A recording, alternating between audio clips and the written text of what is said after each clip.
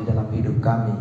Teristimewa hari ini Tuhan, kami boleh ada bersama dengan gereja sidang jemaat Allah Petra Batulesa merayakan HUT yang ke-11.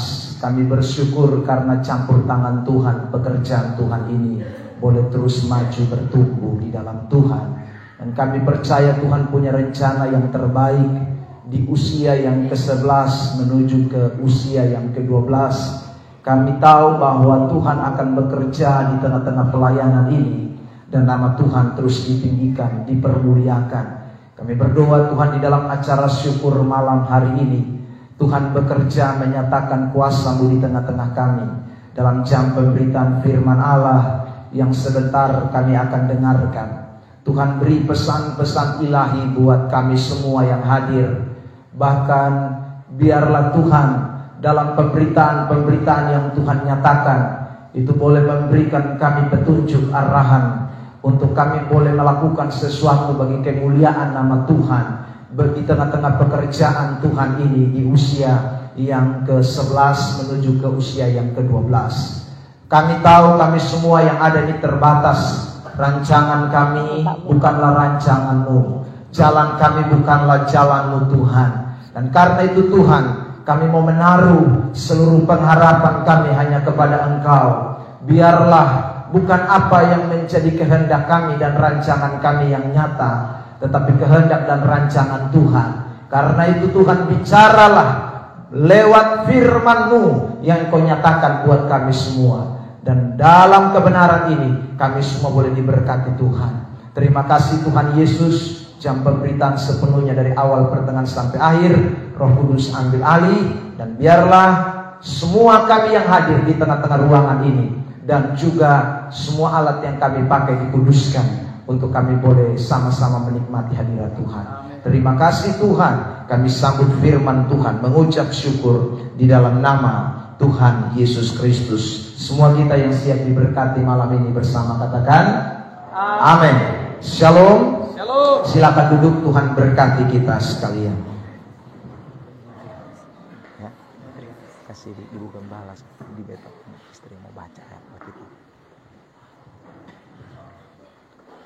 Baik.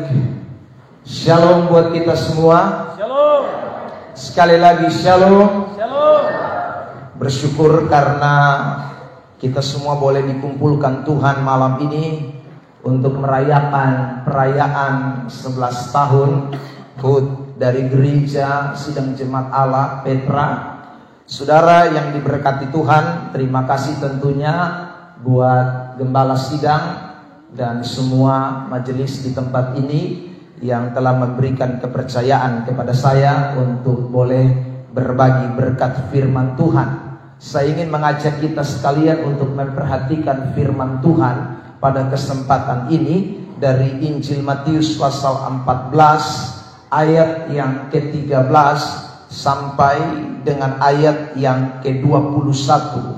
Injil Matius pasal 14 ayat yang ke-13 sampai dengan ayat yang ke-21 akan menjadi teks pembacaan awal buat kita semua yang hadir pada kesempatan malam hari ini. Saudara yang diberkati Tuhan, saya percaya teks ini bukanlah asing buat kita, dan tentu kita semua akan kembali diingatkan belajar dari bagian ini di dalam HUT yang ke-11 Gereja Sidang Jemaat Allah Petra. Baik, tidak ada di LCD, bisa ditampilkan isi worship. Oh, sudah. Oke. Mari kita akan perhatikan teks ini ayat 13, 14 dan seterusnya hingga ayat 21. Kita baca bersahutan. Saya akan membacakan ayat yang ganjil dan diikuti oleh Bapak Ibu Saudara ayat yang genap. Kalau sudah temukan katakan haleluya. Haleluya. Oke. 1, 2, 3 saya bacakan lebih dulu.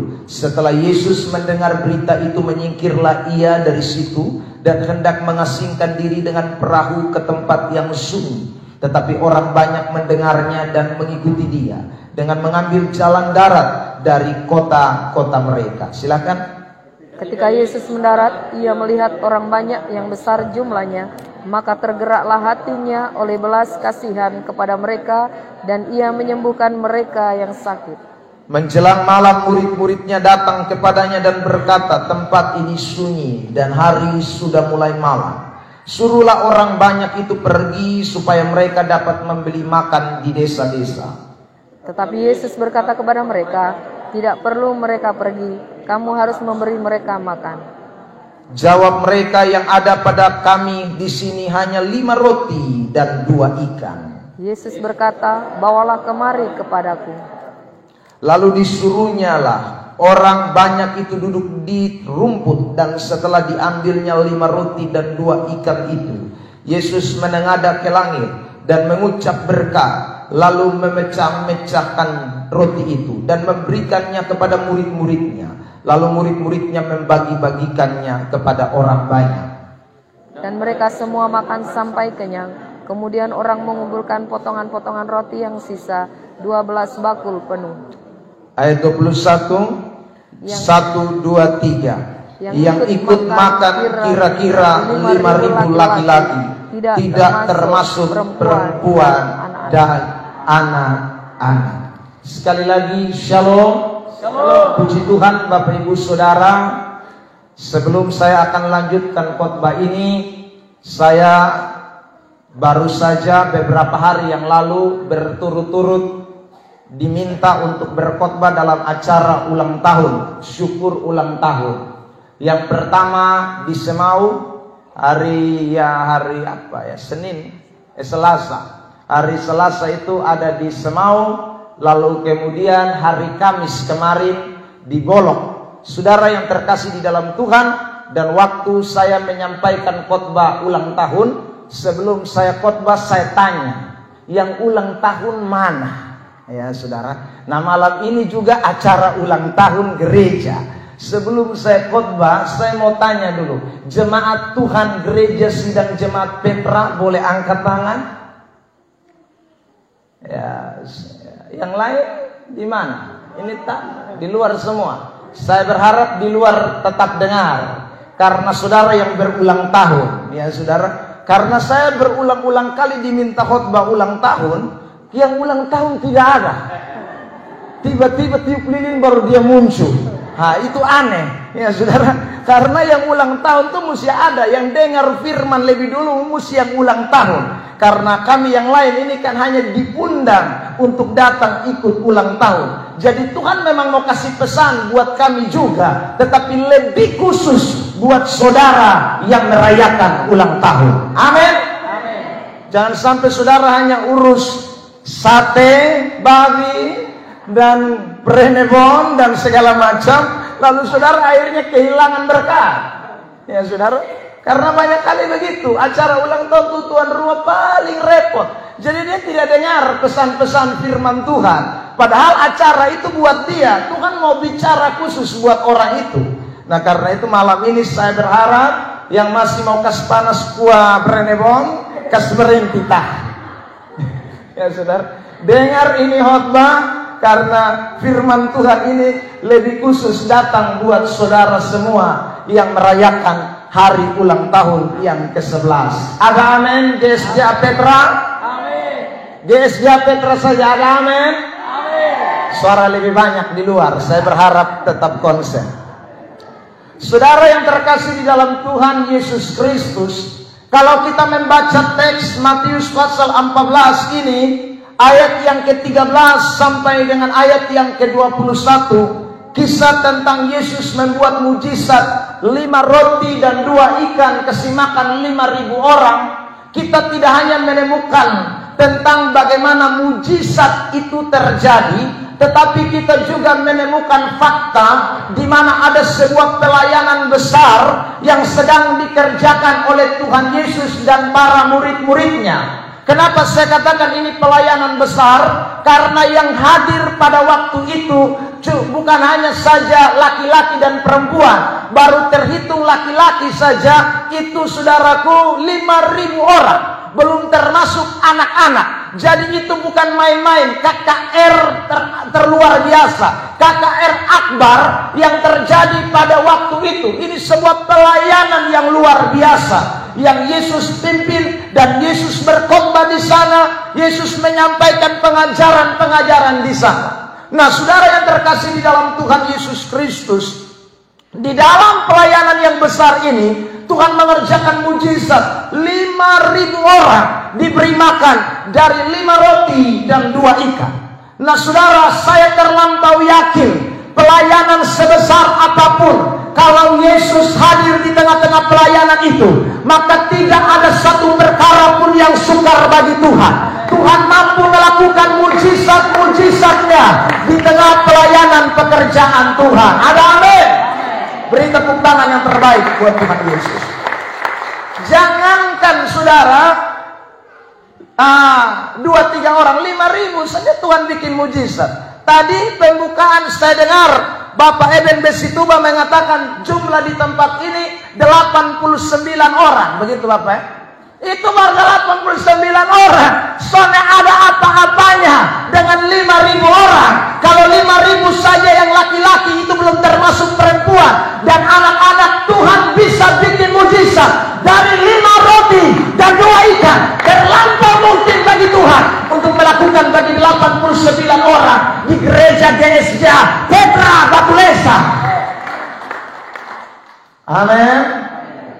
Makanya saudara jangan pernah jadi jemaat yang suka pesimis. Jangan bilang, kotong cuma 89, nanti karmana bangun gereja besar-besar begini. Ini bukan lumpung pelayanan, ini bukan lumpung proyek, ini Tuhan punya proyek. Amin. Saudara yang terkasih dalam Tuhan, ya ada banyak orang malah salahkan gembala. Dia pun foel, botong cuma 22 mah dia pun bangun. Ini gila-gila. Ya saudara, ini jemaat yang sudah mengerti kebenaran. Kalau kau mengerti kebenaran, maka dengar baik-baik. Tuhan mampu bekerja besar dan dahsyat di tengah pelayanan pekerjaan Tuhan. Amin. Yang 5.000 laki-laki, saya belum termasuk perempuan. Itu saudara bayangkan, kalau tambah dan dia punya istri anak, berarti kali sudah. Nah, kalau orang Yahudi itu 11-12 dengan orang Timur, orang NTT, saudara, beranak tidak bisa sedikit. Musirah itu mengeri. Ya, saudara. Lihat, Yakub anak berapa? 12. Nah, saudara bayangkan itu. Ya, saudara, itu kalau Tuhan berkati dong, itu dong anak tuh ngeri banyak sekali. Sama kayak kita di NTT sini, anak tuh banyak. Ya, saudara. Ya.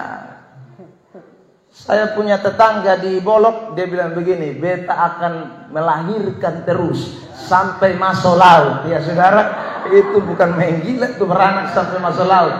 Ya. Saudara yang terkasih dalam Tuhan, jadi saudara bisa bayangkan yang hadir waktu itu tuh berapa ratus ribu orang. Ya.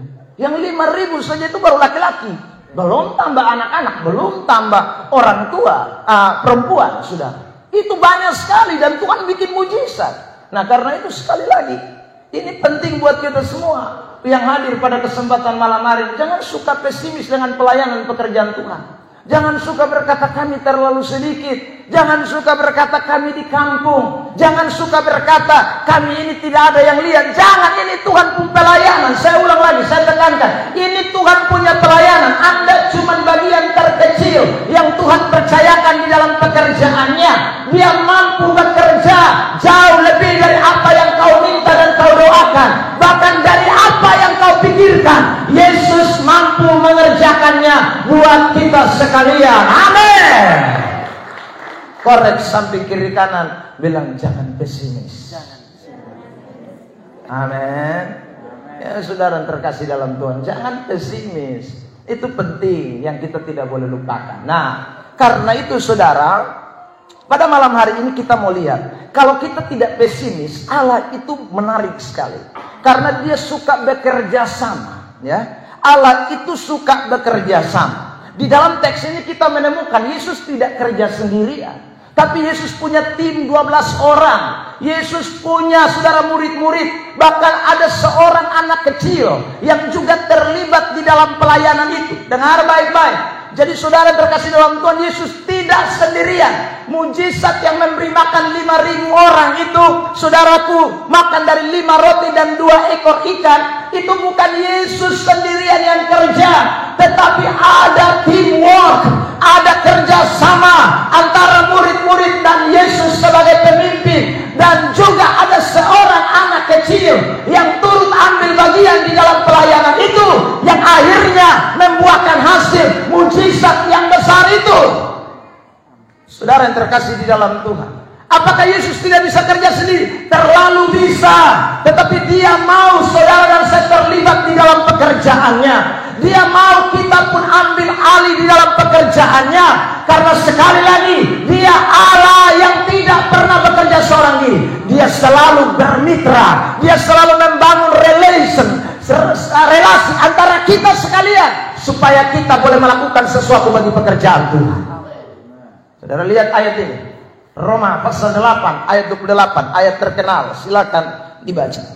Roma 8, 28. Kita tahu sekarang bahwa Allah turut bekerja dalam segala sesuatu untuk mendatangkan kebaikan bagi mereka yang mengasihi Dia, yaitu bagi mereka yang terpanggil sesuai dengan rencana Allah. Allah turut bekerja.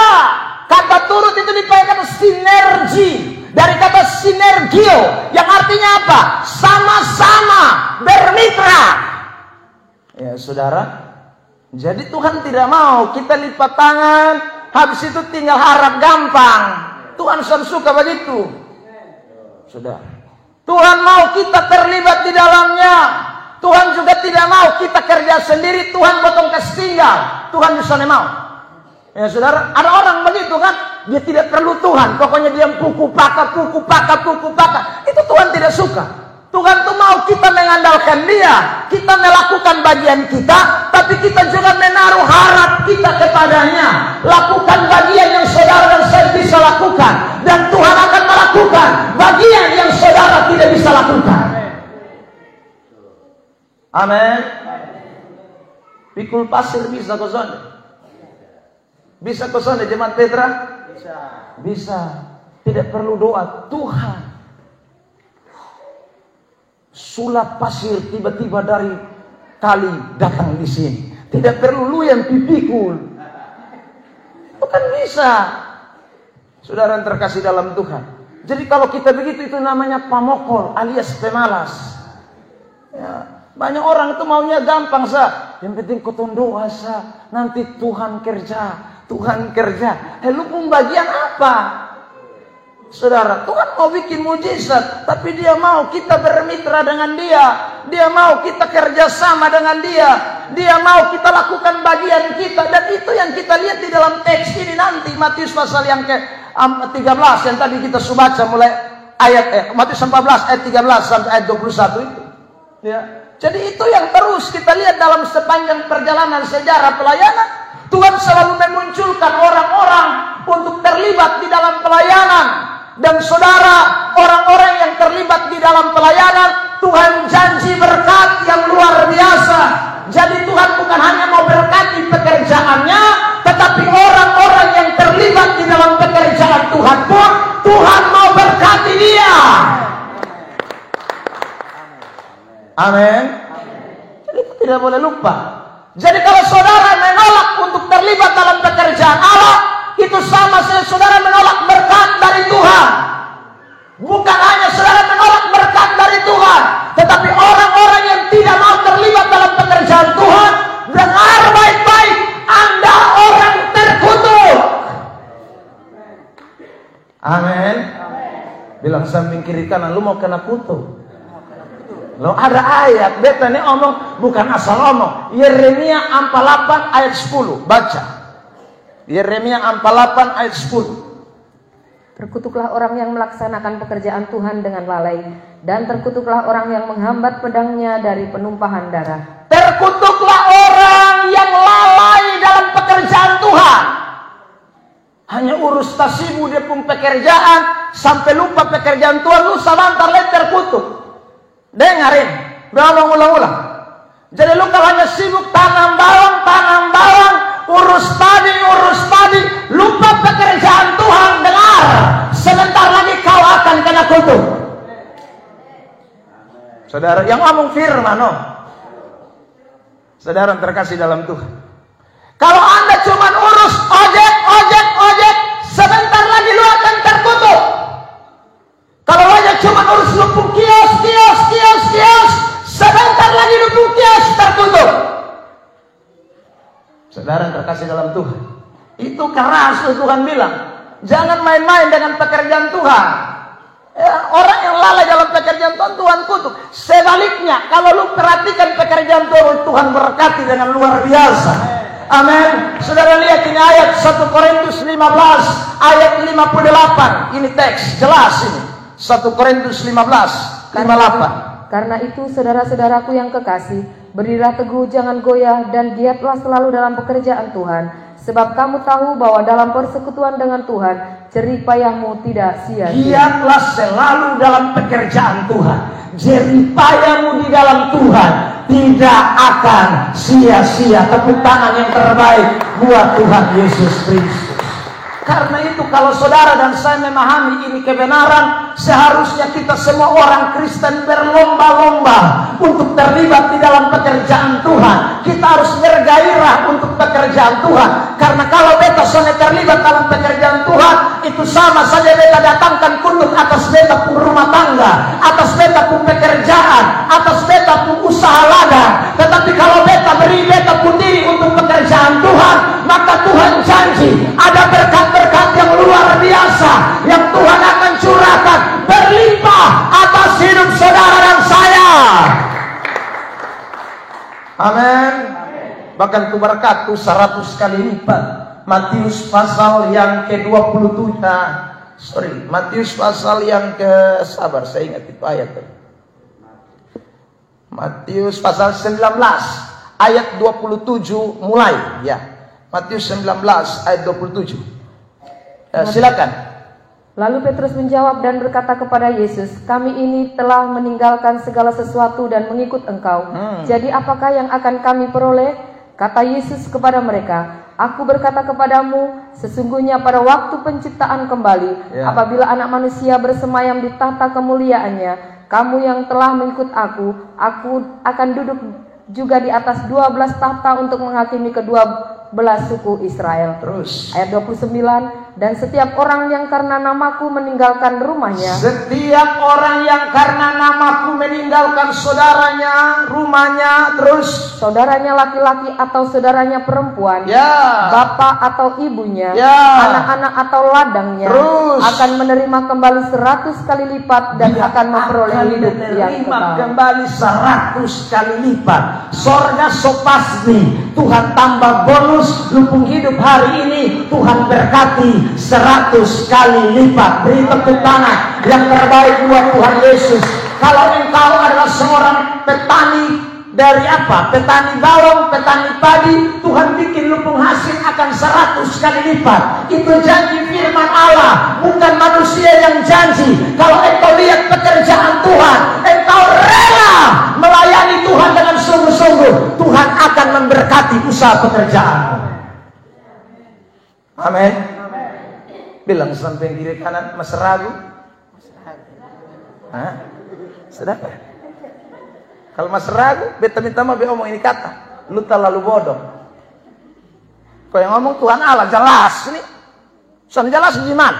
Semua jelas. Kalau soalnya mau, kutuk. Kalau mau, berkat. Jelas. Saudara terkasih, bukan abu-abu, ini jelas.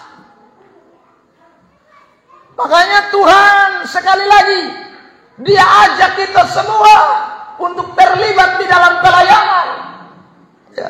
Karena itu Tuhan ajak kita semua untuk saudaraku ambil bagian di dalam pekerjaan Tuhan. Dan tidak ada orang yang bilang, Bapak, beta soalnya bisa. Semua botong Tuhan beri kasih karunia. Tuhan kasih sesuatu yang kita bisa pakai untuk kemuliaan bagi nama Tuhan. Tidak ada yang bilang saya tidak bisa apa-apa. Tidak ada. Semuanya harus terlibat di dalam mega proyek Allah yang namanya pekerjaan Tuhan. Tuhan mau kita terlibat di dalamnya. Saudara terkasih di dalam Tuhan Yesus Kristus, kecuali botong sudah dapat sesuatu dari Tuhan. Nah, botong kan sudah dapat. Yang pertama otomatis selamat, Tuhan suka si pare. Ya. Bahasa kupangnya pare, pardeo. Tuhan kasih botong pardeo. Bukan karena botong usaha. Tuhan suka sih. Nah, itu baru keselamatan, saudara. Yang kedua, lupung napas hidup di pare. Iya toh? Apa ada yang bilang Bapak tidak? Waktu lahir itu beta beli tambah oksigen. Jadi ada telan satu tabung masuk di dalam. Sehingga beta masih napasin hari. Sonahari kan saudara? Ketong semua ini kan dapat napas pare. Selamat pare. Napas pare. Saudara terkasih dalam Tuhan. Apalagi umur panjang pare. Karena Alkitab berkata tidak ada seorang pun bisa menambah sehasta saja. Kata sehasta itu 45 cm. Soalnya bisa tambah. Jangankan tambah satu hari. 45 cm. Saya potong saya bisa tambah. Tapi kalau potong bisa hidup sampai hari. Semua karena anugerah dan kemurahan Tuhan. Amin. Nah karena itu saudara mau kita alasan apa yang kita tidak punya. Yang kita tidak bisa kasih buat Tuhan. Paling tidak saya ulang. Keselamatan ada. Nafas ada. Umur panjang ada. Ya saudara. Tuhan kasih buat kita. Jadi kita harus beri. Tidak ada alasan untuk tidak beri kemuliaan bagi Allah. Tidak terlibat di dalam pekerjaan Tuhan. Karena Alkitab berkata dengan jelas. Engkau terima segala sesuatu dari Dia. Bagi Dia, oleh Dia kemuliaan untuk selama-lamanya. Roma pasal 11 ayat 36. Kan ngomong begitu. Nah saudara. Karena itu marilah kita semua libatkan diri kita di dalam pelayanan. Libatkan diri kita di dalam pekerjaan Tuhan. Nah saudara yang terkasih dalam Tuhan. Malam ini saya mau berbagi rahasia 3 bagian. Bagaimana supaya kita ini mau terlibat dalam pekerjaan Tuhan. Bagaimana supaya kita mau masuk di dalam mega proyek Allah ini. Supaya kita dapat itu berkat-berkat. Kutuk lari hilang dari kita. Saudara terkasih dalam Tuhan berkati hidup kita dengan luar biasa. Nah ini yang saya mau ajak kita untuk perhatikan. Mari. Yang pertama saudara yang terkasih dalam Tuhan. Mari kita lihat di dalam kebenaran firman Tuhan ini. Injil Matius pasal yang ke-14 tadi, perhatikan ya, ayat yang ke-14. Injil Matius pasal 14 ayat 14. Silakan. Ketika Yesus mendarat, ia melihat orang banyak yang besar jumlahnya, maka tergeraklah hatinya oleh belas kasihan kepada mereka, dan ia menyembuhkan mereka yang sakit. Dikatakan tergeraklah hatinya oleh belas kasihan. Jadi saudara yang terkasih dalam Tuhan, awal mula cikal bakal bagaimana mujizat Tuhan itu terjadi pada waktu itu adalah dimulai dengan sebuah kalimat di dalam ayat 14 ini. Ketika Yesus mendarat, lalu kemudian dia melihat orang banyak, lalu kemudian tergeraklah hatinya oleh belas kasihan. Nah saudara, hati yang penuh belas kasihan ini dia mau juga dimiliki oleh para murid-murid. Dari mana kita tahu bahwa Yesus mau murid-murid juga punya hati yang berbelas kasihan? Mari kita perhatikan teks firman Tuhan Matius pasal yang ke-14. Silakan lanjut ayat 15. Menjelang malam murid-muridnya datang kepadanya dan berkata, tempat ini sunyi dan hari sudah mulai malam. Suruhlah orang banyak itu pergi supaya mereka dapat membeli makanan di desa-desa. Ayat 16. Tetapi Yesus berkata kepada mereka, tidak perlu mereka pergi, kamu harus memberi mereka makan. Kamu harus memberi mereka makan. Yesus paksa. Kenapa? Yesus mau aliran kasih, belas kasihan yang ada pada dirinya bukan hanya pada dirinya, tetapi juga ada pada Petrus, Filipus, Andreas, Yohanes. Semua murid-muridnya harus punya hati yang sama, yaitu hati yang penuh belas kasihan. Beri tepuk tangan yang terbaik buat Tuhan Yesus Kristus. Banyak orang tidak mau terlibat dalam pekerjaan Tuhan karena hatinya tidak penuh dengan belas kasihan.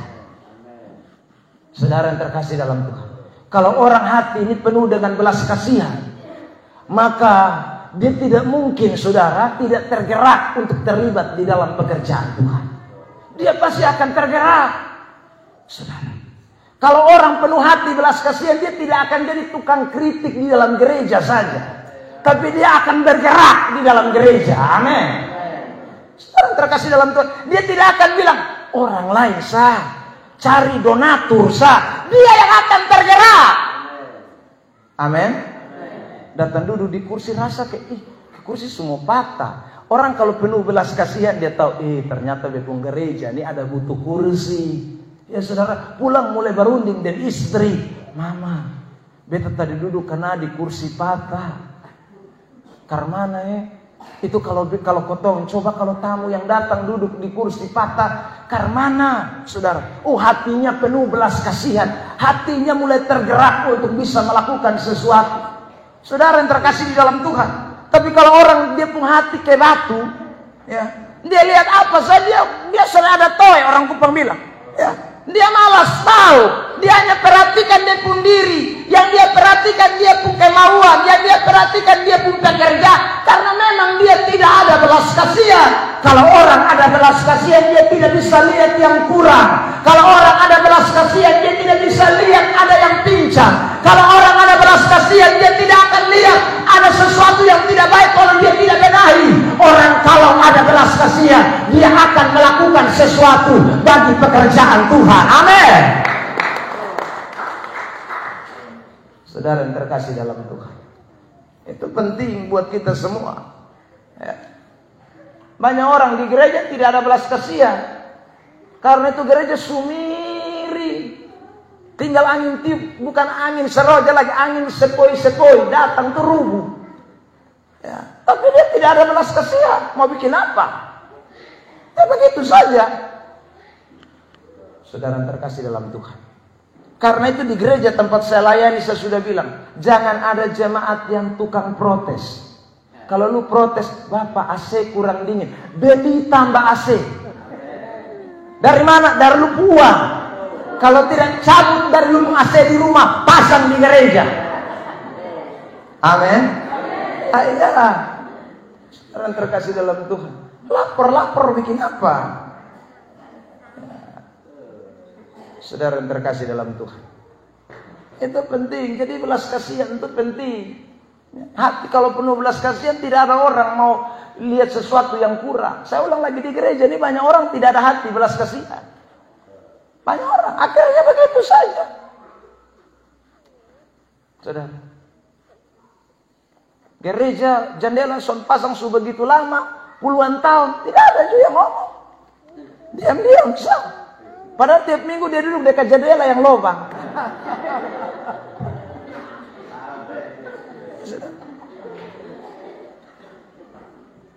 Anda buat ini mesti ada belas kasihan. Itu yang penting. Makanya Yesus bilang sama murid-murid, jangan dia suruh dong, lu kosong siap. Padahal itu hari dosa ada apa-apa. Tapi bukan persoalan ada apa-apa atau tidak. Lu pun hati dahulu. Lu pun barang banyak di rumah, maka lu pun hati babatu. Sorry. Ya, saudara, hati ini penting. Saudara, saya tadi datang tuh naik mobil mewah. Saudara buka mi foto. Dia tinggal telepon saya. Sebentar be mobil pelayanan di Batu Lesa, jalan rusak. Bisa kasih otot, Bapak, bensin beta isi full, pakai sah. Ya saudara, enak kan, saudara? Memang hamba Tuhan itu ada karunia menikmati.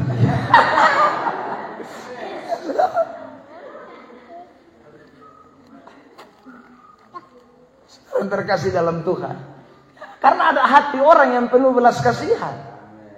Padahal tadi keluarga ada keluar mau pi arisan, tapi dong rela naik motor, beta naik dong foto.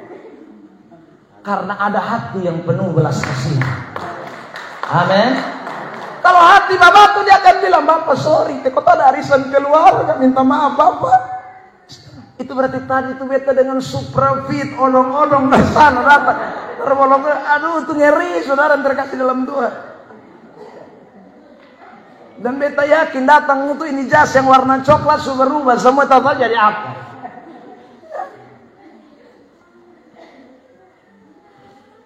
Istri pun make up bisa luntur seketika di tengah jalan. Tapi karena luar biasa, ada hati orang yang penuh belas kasihan. Amin. Tepuk tangan yang terbaik buat Tuhan Yesus Kristus. Saudara yang terkasih dalam Tuhan, ya, saya bikin KKR di gereja 1 bulan 2 kali. Kesemakan, bukan hanya kesemakan rohani, kesemakan jasmani juga. Sungguh. Awal-awalnya potong kesemakan kue. Tapi pikir mereka KKR sampai jam 9. Orang pulang ini kadang lapar. Saudara, woi, sana bisa hanya makan kue, mus makan nasi. Saudara, seadanya lah biar tahan perut untuk dongjan pingsan di tengah jalan.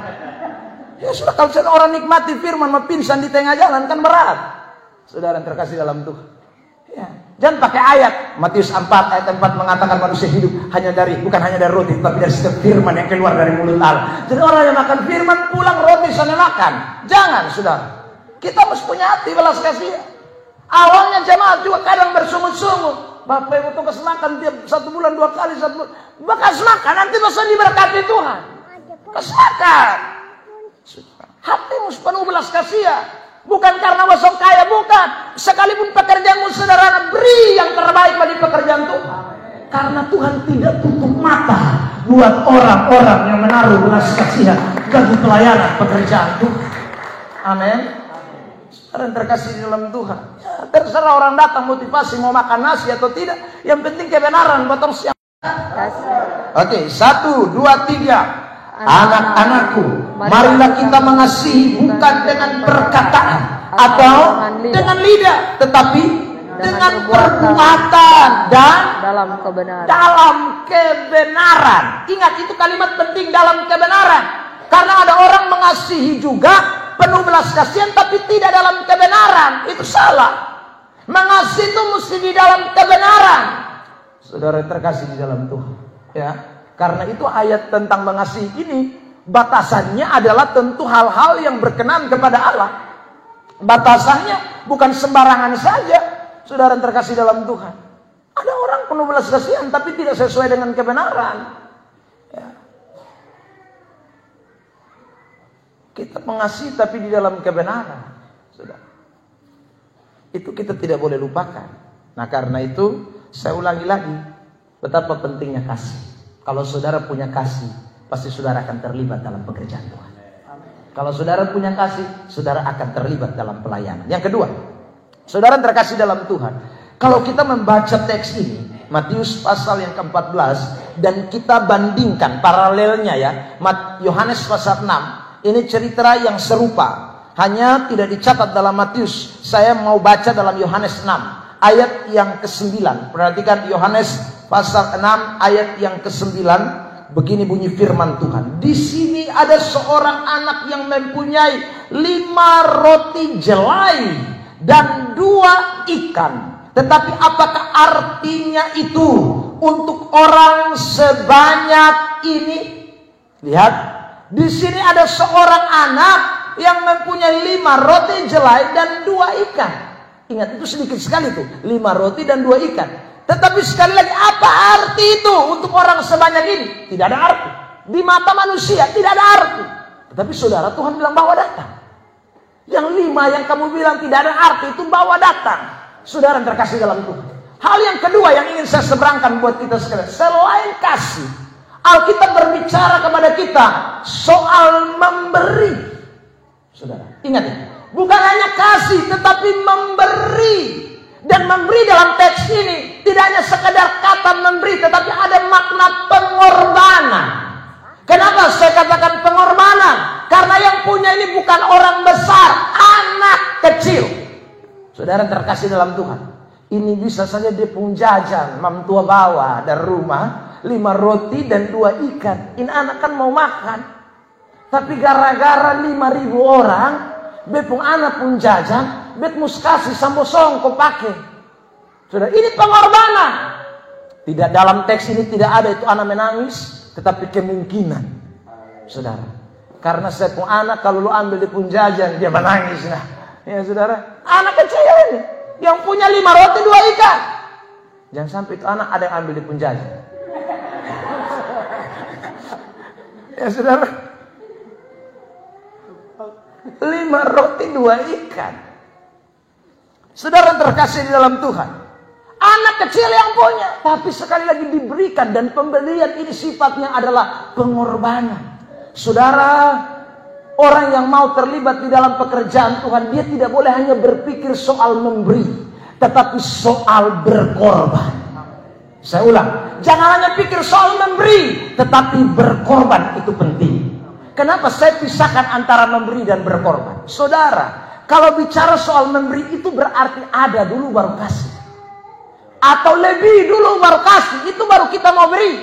Tapi kalau berkorban, sedikit pun kita mau beri, itu korban. Amin, saudara. Meskipun ini kebutuhan saya, ini saya punya, ini kalau saya kasih saya kurang. Tapi orang yang berkorban, dia akan memberi, sekalipun dia harus rela kehilangan sesuatu. Amin. Tanya samping kiri kanan, kamu memberi atau berkorban? Saudara yang terkasih dalam Tuhan, itu beda. Kalau ada orang punya uang 10 juta, dia kasih 1 juta, itu namanya memberi, bukan berkorban. Karena bagi dia 1 juta itu barang gampang. Kok dia buang ada 9 juta lagi. Saudara, tapi kalau kamu punya hanya 1.200.000, kamu korban 1 juta, sisa 200, itu pengorbanan. Amin.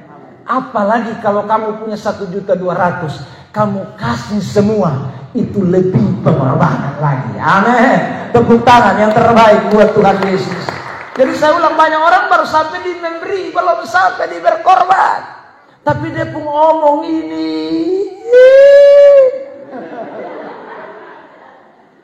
Dia terasa kalau dia dengar tuh dia mau muntah.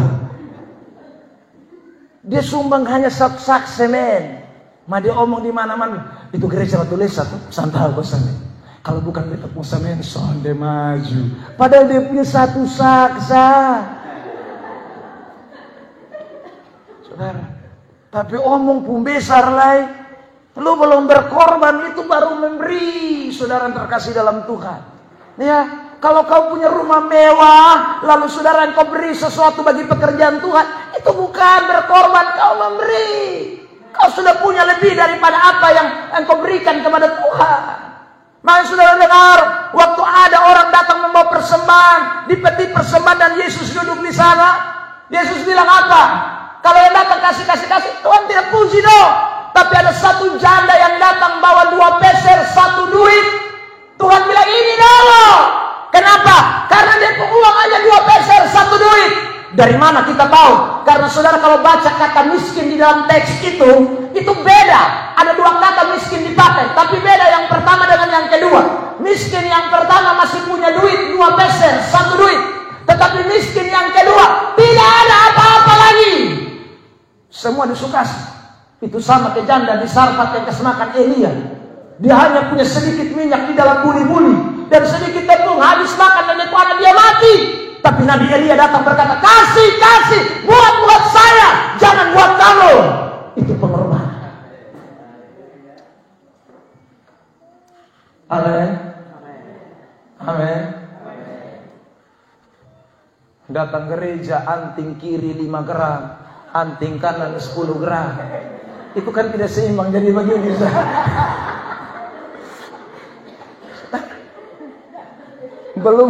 Belum lagi digalang, di kaki, tangan, segala macam. Potong lihat ini silau. Sudah. Itu kalau lu kasih sesuatu di gereja, belum sampai pengorbanan. Saudara terkasih dalam. Jadi ingat baik-baik, ya. Jadi kalau kita berkorban saja belum, kita jangan omong. Lebih baik kita diam sah. Karena saya baru sampai di memberi. Amin. Saudara, saya baru sampai di memberi. Saudara terkasih dalam Tuhan. Saya punya mobil yang sudah berangkat tuh. Itu dia sudah sampai ke tahap pengorbanan. Kenapa saya bilang tahap pengorbanan? Karena beta pergi di tempat yang mana itu otos yang bisa lewat. Yang bisa lewat hanya pick up dan Fortuner. Tetapi Sigra Daihatsu tembus, saudara. Itu pengorbanan. Karena pulang tuh ganti bahan ampa-ampa. Random putus buang semua. Saudara bayangkan Pimanufu ini tampang ngeri. Pak Fransu ini. Sama itu oteng odong-odong tuh. Saudara terkasih dalam Tuhan. Orang lain bilang, Bapak jangan. Ini pengorbanan. Saudara terkasih. Ya. Jadi kita mesti jangan hanya sampai di memberi, kita harus sampai di pengorbanan. Ini gereja kalau semua jemaat 89 jiwa, bukan hanya memberi. Memberi bisa selesai, kalau berkorban tidak ada yang mustahil bagi Tuhan. Amen. Tuhan akan mengerjakan perkara-perkara besar. Tepuk tangan yang terbaik buat Tuhan Yesus. Harus memberi. Saudara terkadang berkorban. Saya waktu gereja di Bolok itu bongkar. Ya, selain Bapak Daumanu bantu, saudara, kan Bapak Daumanu tidak bisa naik karena badan besar. Saya kebetulan Tuhan kasih ramping demi untuk panjat kiri kanan. Saya naik sampai di atas sana tuh saudara. Waktu saya naik jemaat sebagian bilang, Bapak, nanti kita malu masa gembala naik. Saya bilang, hai kamu barang kamu semua, kalau kamu yang naik karena mana? Terpaksa aku rela lah. Itu namanya pengorbanan. Amin. Pengorbanan. Saya bongkar sendiri pertama. Ya. Karena jemaat puru maju rata semua. Nah dong mau datang bantu mana? Dong mau kerja dong punya. Kalau datang kerja di gereja. Ya terpaksa dong kerja di dong rumah. Beta yang kerja di gereja. Dan istri dan anak-anak. Bongkar semua. Saudara, plafon yang rubuh, seng yang tak bongkar, saudara. Angka semua dari dalam gereja, kasih keluar. Karena saking panas beta buka baju. Saudara, buka baju, Dewi Basir pun suruhan dari Jakarta datang cari gembala yang mana. Tiba-tiba beta, ya aku dari sini. Tidak pakai baju. Ya saudara. Lalu bilang, aduh minta maaf Pak Pendeta. Ternyata Bapak Pendeta bukan hanya bisa naik mimbar, tetapi bisa naik atap juga. Ya, itu memang panggilan dan pelayanan. Saudara terkasih dalam Tuhan, iya itu bagian dari pengorbanan. Bukan hanya sekedar memberi, berkorban. Saudara terkasih, ingat, kalau kita tidak berkorban bagi pekerjaan Tuhan, saya ulang lagi, berarti kita bukan main-main, kita orang terkutuk dalam pelayanan. Saudara. Maka mari kita mulai belajar. Ya, jangan hanya memberi. Saya ulang, kalau Anda memberi, Anda akan hitung kali bagi. Oh Tuhan, beta belum kaya, karena mana beta mau kasih. Nanti Anda begitu terus. Tapi kalau Anda pikir saya mesti berkorban, maka keadaan apapun hari ini, engkau tidak akan tahan. Engkau akan memberi dan tetap terlibat dalam pekerjaan Tuhan. Tepuk tangan yang terbaik buat Tuhan Yesus Kristus. Lo lihat, saya kasih contoh nih, 2 Korintus pasal 8. Ini ayat jelas. Ini Makedonia, jemaat Makedonia miskin mereka, bukan orang kaya. Lihat, 2 Korintus pasal 8, baca ayat yang kedua mulai hingga ayat yang ketiga. Silakan. Selagi dicobai dengan berat dalam berbagai penderitaan, sukacita mereka meluap dan meskipun mereka sangat miskin, namun mereka kaya dalam kemurahan. Aku bersaksi bahwa mereka telah memberikan menurut kemampuan mereka, bahkan melampaui kemampuan mereka. Saudara lihat itu jemaat miskin. Sudah miskin lagi ada menderita. Waduh, saudara. Tapi saudara lihat dong hati itu. Wih. Dong beri, bahkan Paulus bilang memberi lebih, melampaui dong pun kemampuan. Itu pengorbanan. Saudara. Saya heran kalau ada orang Kristen bilang, kok tong susah nak. Jangan pakai itu kata Kasih ingat, jangan. Itu kata tuh simpan. Kalau itu kata pakai di kumpul belis boleh. Ya, kotong ada susah nak kotong pikumpul lah, Tuhan tidak marah. Tapi kalau lu bilang beta susah, beta mau bantu pekerjaan Tuhan karena mana, lu terkutuk. Jangan ngomong itu kata. Saudara yang terkasih dalam Tuhan. Ya. Kalau kau pakai itu kata untuk bilang kau mau bikin pesta mau potong susah ini, Tuhan tidak marah, Tuhan senang. Ya. Tapi ada orang susah mau mati bikin pesta meriah. Yang lebih parah lagi, sewa banci-banci datang menari. Padahal miskin. Saudara yang terkasih dalam Tuhan. Sewa banci-banci yang datang badansa, yang pakaian dan tidak jelas, saudara. Nah itu cuma sewa perempuan kan masih masuk akal, meskipun itu tidak betul. Tapi ini sewa banci. Ini orang tuan pesa dan depung semuanya otak bencong semuanya. Sorry beta ngomong ya, saudara terkasih, kalau ada di Sumlili bikin pesta, jangan undang banci. Apalagi banci MC. Tahu sepakat ada laki-laki normal dan perempuan. Amin. Kita lalu makan gigi dari orang Kristen. Otak kayak di mana kok? Saudara, firman Allah menentang bancinya. Itu sama-sama dukung banci. Saudara yang terkasih dalam Tuhan. Nanti dia akan bilang, Tuhan memberkati laki-laki dan perempuan, tetapi juga Tuhan memberkati banci. Ini parah. Ya sudah. Atau Tuhan menciptakan 3 jenis kelamin. Yang pertama adalah laki-laki, yang kedua perempuan, dan yang ketiga banci. Tahu jenis kelamin apa tuh banci? Jadi jangan, meskipun banci itu pintar ngomong, tapi jangan undang dia.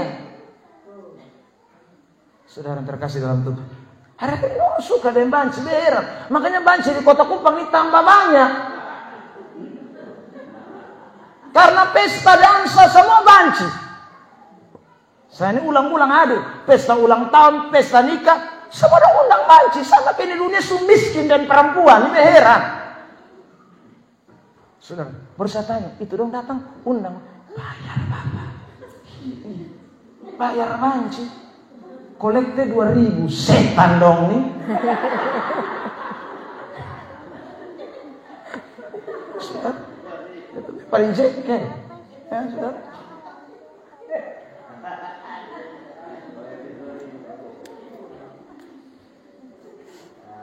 Ya maksudnya bye-bye. Ya, mari kita mulai belajar berkorban. Kadang kita korban salah tempat. Tapi kita berani habis-habisan. Tuhan punya betul hitung kali bagi. Aduh. Padahal tidak ada ayat yang mengatakan diberkatilah kau kalau kau undang banci datang. Diberkatilah kau kalau kau bikin pesta meriah. Tidak ada ayatnya. Ayatnya jelas, diberkati kalau kau dukung pekerjaan Tuhan. Itu ada ayat. Saudara yang terkasih dalam Tuhan. Nah karena itu saya ulang lagi malam ini, terlibatlah dalam pekerjaan Tuhan. Saya ulang, yang pertama butuh belas kasihan. Hati ini mesti ada belas kasihan. 2, ingat, jangan pikir memberi, tapi berpikir berkorban. Kalau saudara punya pikiran demikian, saudara akan lakukan bagi pelayanan pekerjaan Tuhan. Terakhir, yang ketiga, saudara yang terkasih dalam Tuhan, mari kita perhatikan Alkitab kita.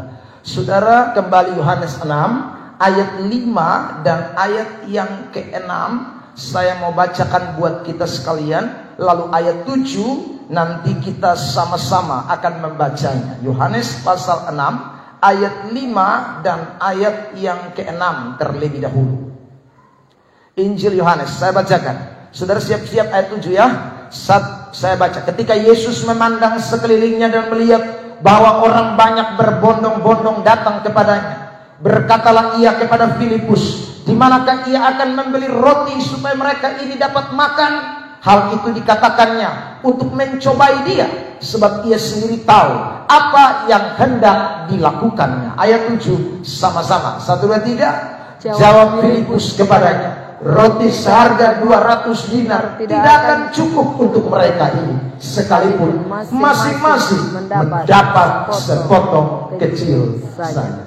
Saudara lihat, di dalam teks itu jelas, ayat 6 bagian terakhir Yesus berkata begini, Yesus mencobai dia sebab ia sendiri, Yesus itu tahu apa yang hendak dilakukan.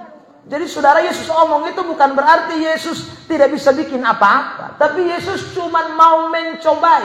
Kata mencobai itu lebih tepat diterjemahkan begini saudara, Yesus itu mau ada tindakan dari murid-murid.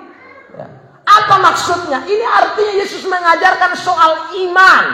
Kamu tidak punya apa-apa, tapi saya mau lihat kamu, pikiranmu bagaimana tentang ikut aku. Bagaimana kamu mau bertindak sesuatu. Apakah kamu tunggu dulu? atau kamu mau segera melakukan sesuatu? Kalau kamu tunggu dulu, itu tanda kamu tidak punya iman. Tapi kalau kamu mau segera melakukan sesuatu, itu berarti kamu punya iman bahwa aku dapat melakukan jauh lebih besar dari apa yang kau dapat lakukan. Amin. Loh, Yesus itu seringkali begitu. Dia bawa murid-murid masuk ke tengah danau, lalu saudaraku dia biarkan itu badai topan datang. Ya, tapi dia ada tidur di situ, dia kasih tinggal. Kenapa Yesus kasih tinggal? Jawabannya, Yesus mau murid-murid ini bisa tidak bertindak di dalam iman. Kalau aku ada di tengah-tengah mereka. Saudara terkasih, makanya Yesus marah bilang gini, kamu kurang iman. Persoalannya ada di iman. Saudara yang terkasih dalam Tuhan. Jadi hari ini kenapa banyak orang tidak mau berkorban? Saya ulang, karena dia tidak punya iman bahwa Tuhan dapat melakukan jauh lebih besar dari apa yang dia lakukan. Amin. Jadi kalau kita punya iman, kita harus yakin dong. Saudara terkasih dalam Tuhan, Tuhan bukan tidak mampu selesaikan gereja ini. Saya pakai kata yang dia pakai dalam Yohanes pasal 6 itu. Dia cobai saudara semua yang jemaat di tempat ini. Dia cobai. Kalau dia mau kasih licin ini gereja menit, dia bisa lakukan. Tapi dia mau cobai saudara, apakah saudara punya tindakan iman untuk melakukan sesuatu sehingga kau dapat melihat pekerjaan-pekerjaan besar yang Tuhan kerjakan. Amin. Saya lihatin ayat Bilangan pasal yang ke 11, lihat. Ayat 21 dan 22 terlebih dahulu, silakan dibacakan. Kata Musa, bangsa yang ada bersama aku ini berjumlah 600.000 orang berjalan kaki. Namun engkau berfirman, daging akan kuberikan kepada mereka, dan genap sebulan lamanya mereka akan memakannya. Ayat yang ke-22, dapatkah sekian banyak kambing domba dan lembu sapi disembeli bagi mereka, sehingga mereka mendapat cukup? Atau dapatkah ditangkap segala ikan di laut bagi mereka, sehingga mereka mendapat cukup? Sudah lihat waktu bangsa Israel keluar dari Mesir jalan di padang gurun, dong bingung nanti mau makan apa? Ini kesemakan bukan main gila nih, jutaan orang, ribuan manusia. Ya, jutaan ini, saudara. Ya. Waduh, ini kesemakan apa? Tangkap ikan di laut, semua pokok datang. Baru kesemakan ini orang dong. Lalu apa yang Tuhan jawab? Lihat ayat 23, silakan dibaca. Tetapi Tuhan menjawab Musa, masakan kuasa Tuhan akan kurang untuk melakukan itu? Masakan kuasa Tuhan kurang? Saudara ragu dengan kuasa Tuhan? Kuasa Tuhan tidak kurang. Saudara terkasih dalam Tuhan, jangan ragu. Kuasa Tuhan tidak kurang, kita pemikiran yang kurang. Jadi jangan pakai kita pemikiran. Dan kalau kita pakai pikiran Tuhan, itu berarti tindakan iman. Kenapa harus pakai tindakan iman? Karena pikiran kita tidak mampu menjangkau pikiran Tuhan. Yang bisa menjangkau pikiran Tuhan itu hanya iman, saudaraku. Dengan pikiran kita terbatas, tapi dengan iman kita menjangkau pikiran Tuhan. Makanya untuk terlibat dalam pelayanan pekerjaan Tuhan, tidak dibutuhkan pikiran kita, dibutuhkan tindakan iman kita yang akan melihat segala sesuatu menjadi luar biasa. Tepuk tangan yang terbaik buat Tuhan. Amin. Jangan lupa itu Bapak Mama Saudara. Saya ulang, kalau kita pakai kita mata jasmani, kita akan bilang ini tidak mungkin. Tapi saya ulang, pakai tindakan iman. Iman itu dasar dari segala sesuatu yang tidak kelihatan, dan bukti daripada segala sesuatu yang tidak pernah kita dengar. Itu iman, saudara. Nah, Tuhan mengajar kita dalam kekristenan itu hidup di dalam iman. Jadi kita mesti hidup dalam iman, belajar hidup di dalam iman, belajar hidup dalam iman, saudara. Jangan hidup ini hanya berpikir sesuatu yang instan, yang gampang, yang instan, yang gampang. Aduh, saudara, berpikir untuk melakukan sesuatu di dalam iman. Itu yang Tuhan inginkan. Jadi saya ulang, kalau semua ada iman, semua akan terlibat di dalam pekerjaan Tuhan. Orang yang tidak terlibat dalam pekerjaan Tuhan, hanya orang yang tidak beriman. Kalau dia beriman, dia pasti memberi dirinya untuk pekerjaan Tuhan. Amin. Kiranya Tuhan berkati kita semua yang hadir pada malam hari ini. Sekali saya ulangi lagi saudara, Tuhan terlalu mampu mengerjakan sesuatu, tetapi Dia mau kita ambil bagian di dalam pekerjaan ini. Kita orang-orang yang mendapat penghargaan dari Tuhan, untuk terlibat di dalam pekerjaan Tuhan. Yang dibutuhkan cuma 3 hal. Yang pertama, belas kasihan. Yang kedua, pengorbanan. Dan yang ketiga, iman. Kalau 3 ini kita buat dalam hidup ini, Tuhan akan lakukan mujizat-mujizat besar yang jauh melampaui dari apa yang kita doakan dan apa yang kita pikirkan. Amin. Tuhan berkati kita. Tepuk tangan sekali lagi bagi Tuhan. Pemain musik maju ke depan, WL Singers mari maju ke depan. Jemaat Tuhan sama-sama katakan dengan saya mau terlibat dalam pelayanan. 1, 2, 3. Sekali lagi. Bilang sama-sama, karena dalam pelayanan ada berkat. Di luar pelayanan saya terkutuk. Amin. Apa yang saudara harus lakukan? 3 hal penting. Sama-sama katakan belas kasihan. 1, 2, 3. Sekali lagi. Sekali lagi. Yang kedua, sama-sama katakan apa? Pengorbanan. Sama-sama keras. 1, 2, 3. Yang ketiga, sama-sama katakan iman. Amin. Tuhan berkati kita. Mari kita semua bangkit berdiri.